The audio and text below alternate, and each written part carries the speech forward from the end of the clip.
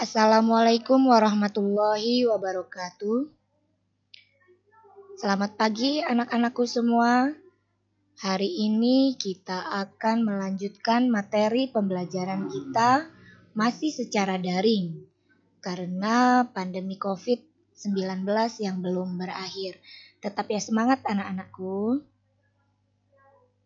Materi kita hari ini yaitu tentang perdagangan internasional. Masih bersama Ibu Heti Wirianti. Untuk materi hari ini, tujuan pembelajaran kita kali ini yaitu setelah kalian mendapatkan materi hari ini, Ibu berharap kalian mampu. Yang pertama, menjelaskan perdagangan internasional. Yang kedua, menentukan faktor pendorong perdagangan internasional. Yang ketiga, menjelaskan manfaat dan hambatan perdagangan internasional. Baik, kita lanjut ke yang pertama tentang perdagangan internasional. Pengertian perdagangan internasional. Secara umum, perdagangan internasional dapat diartikan sebagai sebuah kegiatan jual beli yang dilakukan dua pihak yang berbeda negara. Sistem ini melibatkan antar negara, pihak individu, dan perusahaan yang melakukan perdagangan dengan pihak dari negara lain. Jadi intinya perdagangan internasional ini adalah perdagangan yang dilakukan oleh dua negara atau lebih. Jadi bukan dalam satu negara ya. Misalnya Indonesia dengan Singapura, ataupun Indonesia dengan Malaysia, ataupun dengan negara-negara yang lain. Tujuan yang paling utama dari perdagangan internasional ini adalah untuk memenuhi kebutuhan di suatu negara yang tidak tersedia di negara tersebut. Namun kebutuhannya terdapat di negara lain. Sebagai contoh, negara Indonesia membutuhkan produk mesin. Namun, produk tersebut hanya tersedia di Jepang. Maka, Indonesia dan Jepang bisa melakukan perdagangan internasional. Itu salah satu contohnya. Tujuan perdagangan internasional. Yang pertama, memperluas pasar atau wilayah perdagangan dan meningkatkan produksi. Jadi tujuan yang pertamanya adalah untuk memperluas pasar. Jadi banyak yang akan membeli produk-produk kita.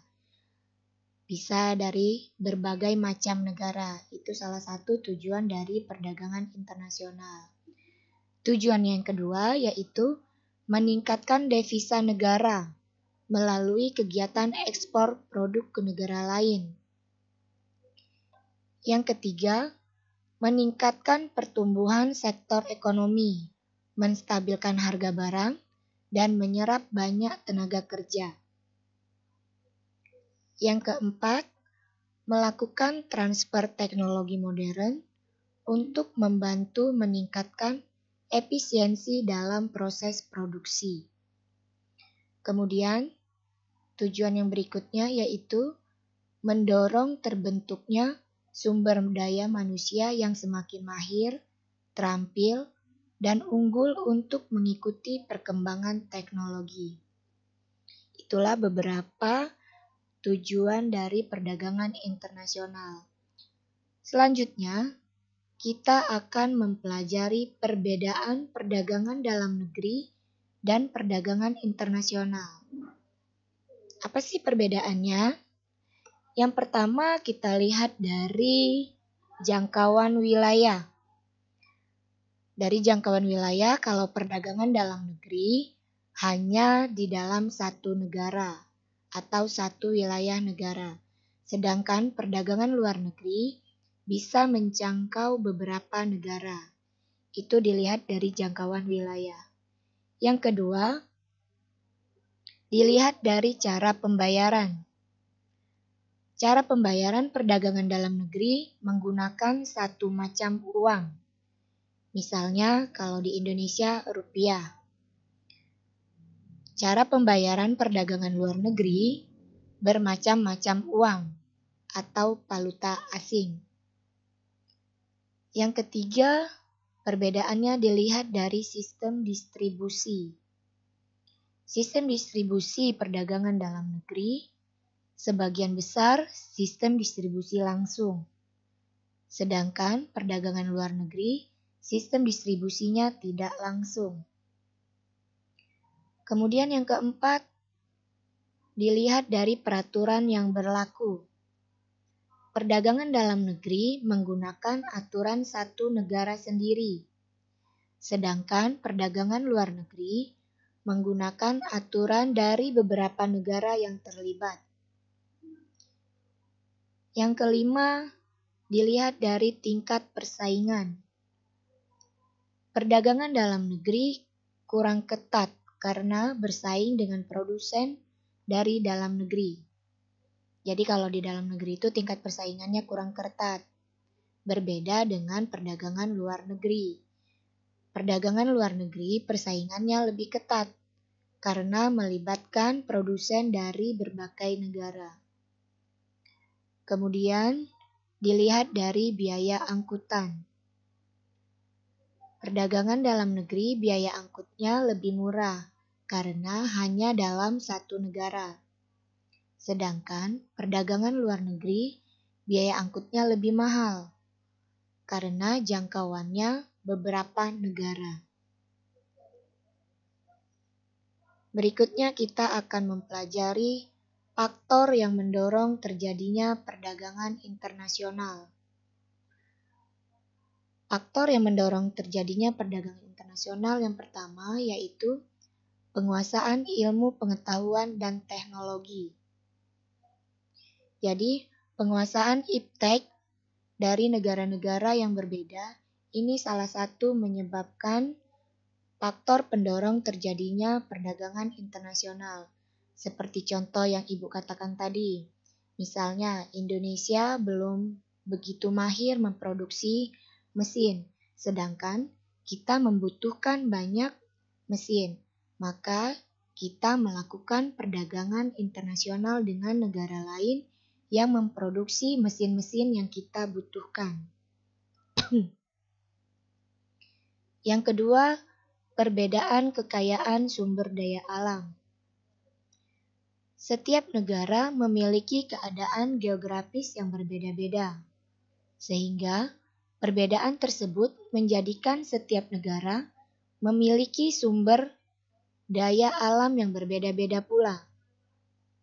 Pada dasarnya, sumber daya alam adalah faktor produksi negara. Oleh karena itu, setiap negara memiliki keanekaragaman kondisi produksi. Ini juga merupakan salah satu faktor pendorong terjadinya perdagangan internasional. Yang ketiga, perbedaan selera. Selera ternyata dapat menimbulkan perdagangan internasional. Terjadinya perbedaan kebudayaan, sistem politik, pandangan hidup, dan tatanan sosial menyebabkan terjadinya selera terhadap berbagai jenis komoditas. Yang keempat, perbedaan iklim. Perbedaan iklim setiap negara menyebabkan terbatasnya potensi sumber daya alam. Akibatnya, tidak semua barang untuk memenuhi kebutuhan dapat dipenuhi oleh negara tersebut. Oleh karena itu, negara akan mengimpor dari negara lain. Yang kelima, perluas pasar dan tingkatkan keuntungan. Jadi salah satu faktornya adalah untuk memperluas pasar dan meningkatkan keuntungan. Karena ada kalanya para produsen menjalankan produksinya dengan tidak maksimal karena takut mengakibatkan kelebihan produksi, sehingga menyebabkan kerugian. Namun, beberapa produsen sengaja melakukan produksi besar-besaran untuk menambah keuntungan, sehingga akan mendorong mereka untuk melakukan perdagangan internasional. Berikutnya, kelebihan atau kekurangan produk suatu negara. Kelebihan produk pada suatu negara dan kekurangan kas dalam suatu negara adalah suatu hal yang terjadi karena adanya perbedaan sumber daya alam dan kemajuan antara negara satu dan lainnya. Terjadinya surplus menyebabkan negara yang bersangkutan akan menjual hasil produknya ke negara lain.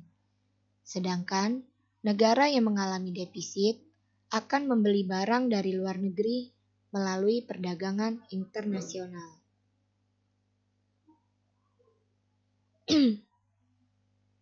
Selanjutnya kita akan mempelajari manfaat perdagangan internasional.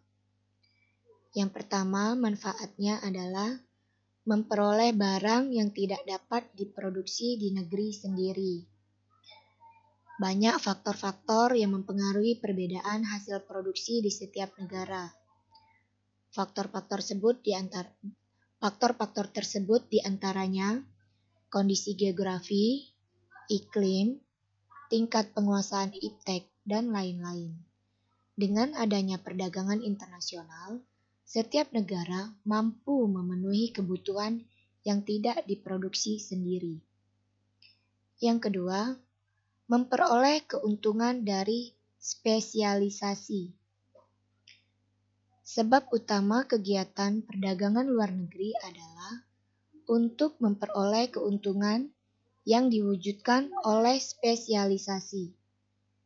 Walaupun suatu negara dapat memproduksi suatu barang yang sama jenisnya dengan yang diproduksi oleh negara lain, tapi ada kalanya lebih baik apabila negara tersebut mengimpor barang tersebut dari luar negeri.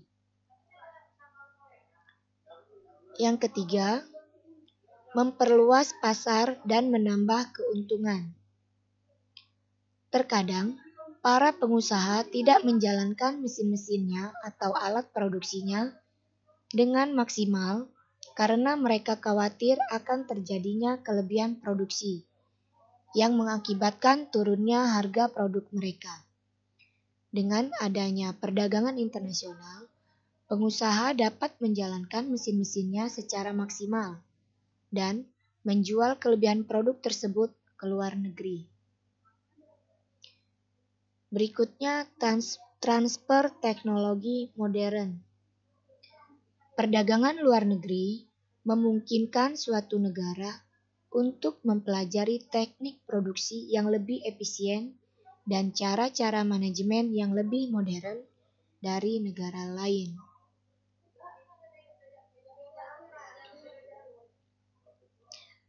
Kemudian berikutnya kita akan mempelajari tentang hambatan-hambatan perdagangan internasional.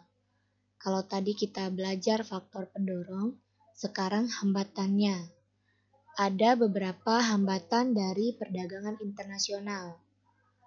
Yang pertama, tarif. Pemberlakuan kebijakan tarif berkaitan dengan pajak yang diberikan terhadap barang impor yang masuk ke suatu negara. Seperti yang kita ketahui, mengimpor satu barang ditujukan untuk memenuhi kebutuhan suatu negara. Apalagi jika barang tersebut memang tidak bisa dipenuhi sendiri di dalam negeri. Namun, tarif biasanya diberlakukan oleh pemerintah untuk mengurangi barang-barang impor masuk. Hal tersebut pun menguntungkan produsen dalam negeri, sebab daya saing produk dalam negeri meningkat. Akibat barang impor sulit didapat. Sedangkan untuk pengekspor, kebijakan tarif jelas merugikan, karena produk mereka menjadi kurang kompetitif di negeri tersebut. Yang kedua, non-tarif. Hambatan perdagangan internasional yang terkait regulasi pemerintah selanjutnya adalah hambatan non-tarif. Hambatan non-tarif ini biasanya berhubungan dengan persyaratan dan regulasi yang membuat kegiatan ekspor-impor menjadi lebih sulit. Contohnya adalah seperti wajibnya penggunaan lisensi untuk barang-barang tertentu, atau pengemasan barang yang harus sesuai standar tertentu.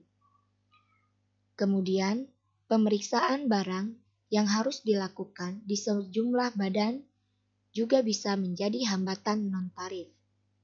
Tentunya, dengan regulasi yang ketat dan bermacam-macam ini, dapat membuat pengekspor menjadi berpikir ulang untuk melakukan ekspor.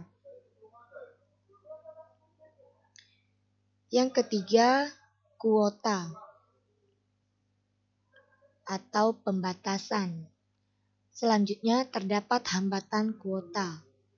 Kuota dilakukan dengan membatasi jumlah barang impor yang masuk ke suatu negara. Untuk membuat barang masuk tersebut pun, tiap pengimpor harus memiliki lisensi yang menetapkan jumlah barang yang boleh diimpor. Yang keempat, pengekangan ekspor sukarela atau voluntary export restraints. Sedangkan hambatan pengekangan ekspor sukarela adalah sebuah aturan yang mirip seperti kuota. Namun, aturan ini diberlakukan untuk pengekspor. Dalam voluntary export restraints, para pengekspor harus menyetujui aturan untuk membatasi jumlah barang yang diekspor ke negara tujuan.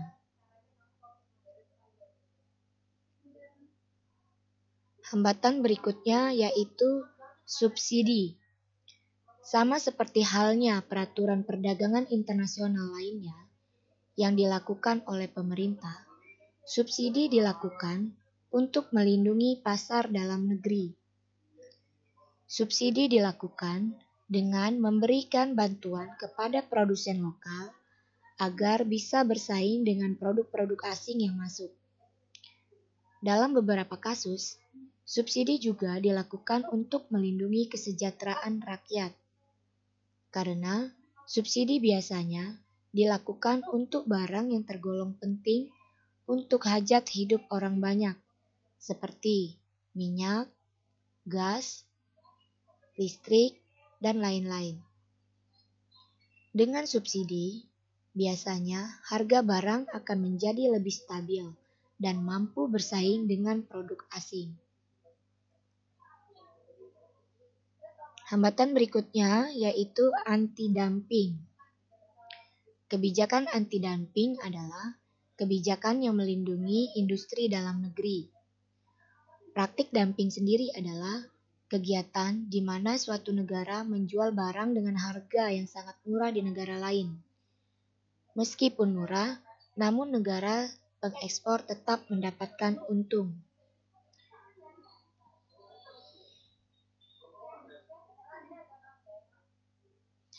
Dengan beredarnya barang murah dari luar negeri tersebut, tentunya produsen lokal akan dirugikan karena sulit untuk bersaing.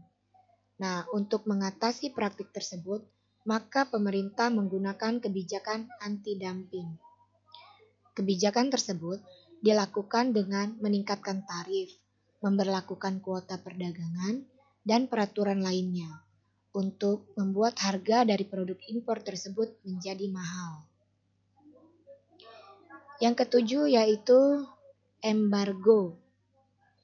Embargo atau sanksi ekonomi adalah sebuah kebijakan yang mengatur pelarangan atau penghentian aktivitas perdagangan antar negara, antar dua atau lebih negara.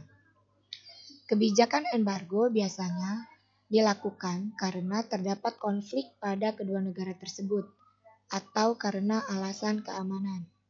Contohnya, ketika Amerika Serikat menerapkan embargo terhadap Iran, sehingga Iran tidak bisa lagi mengekspor komoditas minyak mereka ke AS pada tahun 2012. Embargo tersebut pun dilakukan agar Iran mau untuk mengikuti dan menjaga komitmen dalam program pengendalian senjata nuklir. Melihat dampaknya ke perekonomian yang cukup besar, kebijakan embargo ini sering digunakan sebagai alat diplomasi yang cukup ampuh.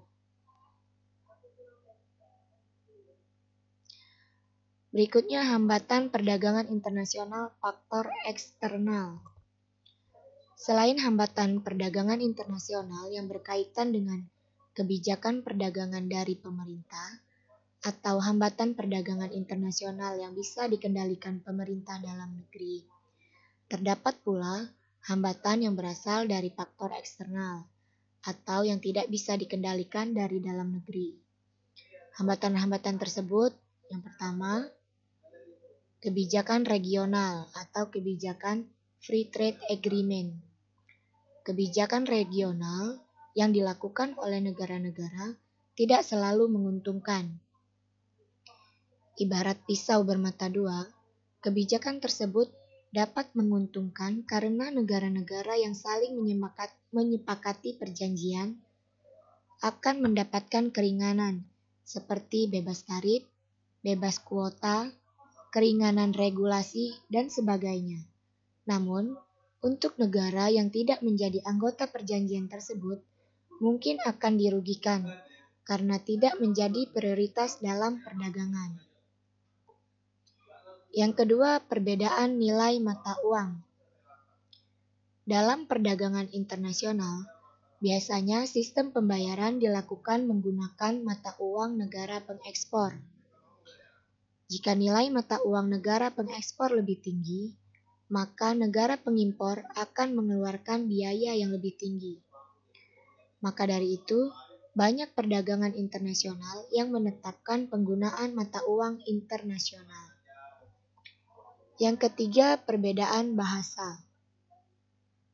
Komunikasi berperan penting dalam perdagangan internasional. Perbedaan bahasa pun dapat menjadi kendala dalam komunikasi. Kesepakatan perdagangan akan sulit tercapai jika sering terjadi miskomunikasi dan kesalahpahaman antara kedua belah pihak. Yang keempat, konflik atau peperangan. Konflik dan peperangan juga dapat menjadi hambatan perdagangan internasional. Suatu negara tidak mungkin untuk melakukan perdagangan dengan negara yang sedang berada dalam kondisi peperangan atau keadaan yang tidak stabil. Dari keseluruhan kebijakan perdagangan atau hambatan perdagangan internasional yang dilakukan pemerintah, rata-rata dilakukan untuk melindungi perekonomian dari negara itu sendiri. Meski begitu, hal tersebut dilakukan demi kesejahteraan bersama. Nah, itulah tadi materi pembelajaran kita hari ini. Berikutnya, Ibu akan memberikan tugas. Tugasnya yaitu kalian amati gambar di bawah ini. Ini adalah gambar peti kemas yang biasanya ada di pelabuhan-pelabuhan dan ini biasanya untuk melakukan ekspor impor. Tugasnya yang pertama yaitu ceritakan apa yang kalian pahami dari gambar di atas. Yang kedua, bagaimana dampak perdagangan internasional positif dan negatifnya bagi kehidupan negara. Yang ketiga, apa manfaat yang kalian rasakan sebagai pelajar dengan adanya perdagangan internasional? Tulis tugas kalian di buku, kemudian kalian foto, lalu kalian kirimkan japri ke WA Ibu. Terlambat dalam pengumpulan tugas akan mengurangi nilai kalian. Ibu akhiri pembelajaran kita hari ini, kurang dan lebih Ibu mohon maaf. Semoga kita selalu semangat belajar daring dan semoga pandemi ini segera berakhir agar kita bisa melakukan pembelajaran tatap muka. Sekian, terima kasih. Wassalamualaikum warahmatullahi wabarakatuh.